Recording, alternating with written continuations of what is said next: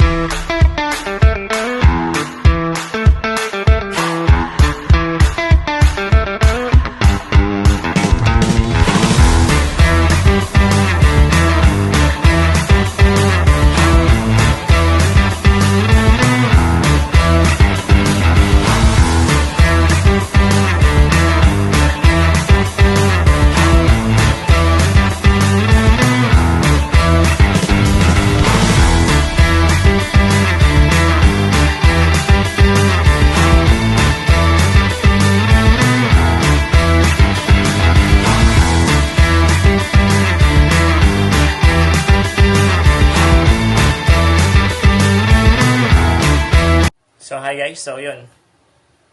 Tapos na natin. So complete na yung slingshot natin. Dang! So let's try. So guys, kuha lang tayo ng magiging bala nito. Tapos hanap pa rin tayo ng lata ng mga pwedeng tirahin. Sheesh! Wait lang. So, dito. Kuha lang tayo ng kahit ilang mga piraso lang.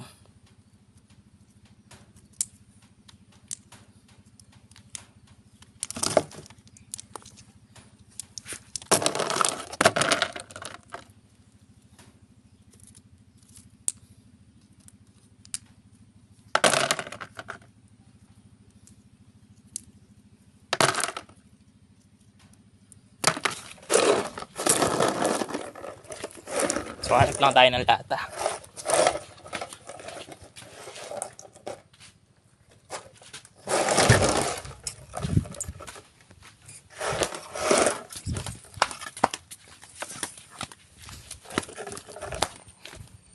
So, dito ako maghanap sa lata ng yung sa mga ipon ni nanay.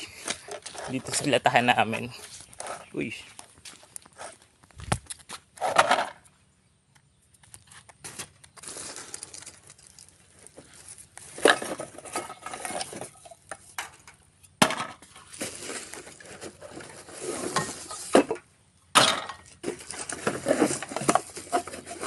Di lang natakuha rin tayo ng plastic bottles.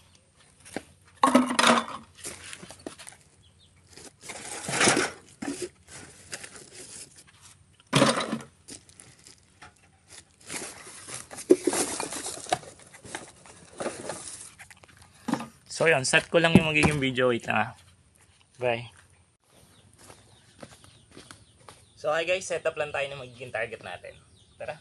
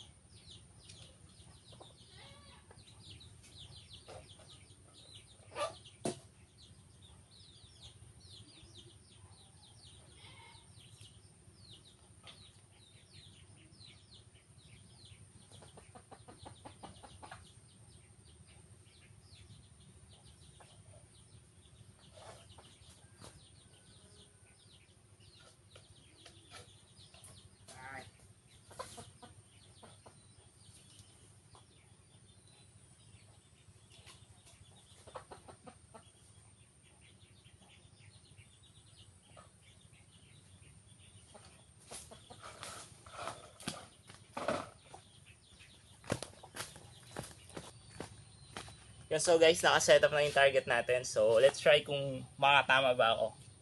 Pag di ako nakatama, pahingin lang ng dropping form. So, nandito ako sa likod ng cam para makita nyo kung makatama ba o hindi. So, first try.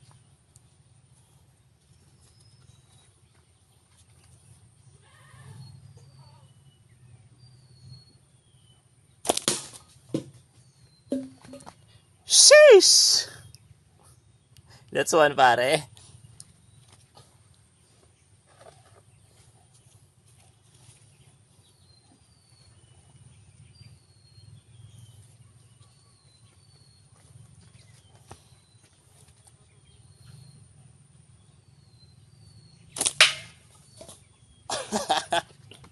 So, hindi siya tumama sa lata pero tinamaan yung pinaka-stand kaya may nalaglag. So, third try.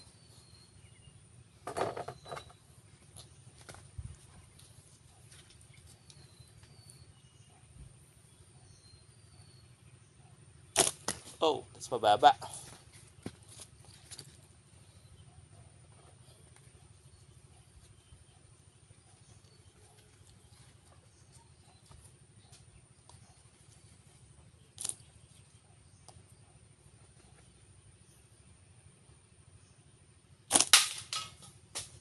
So, yun. Stand na naman tumama, hindi sa mismong target. So, pwede na yun. Nakatama naman ako nung una. Yun, so, upon trying my toy, so, I really enjoyed it. So, siguro yun lang talaga siguro yung meaning ng traditional games and mga traditional toy natin. So, it brings back memories a lot and also it brings joy and enjoyment. And also, nasusubok yung pagiging creativity natin sa mga bagay-bagay. So, yun. So, why I create the toy? As I mentioned earlier, ito ulit-ulitin ko.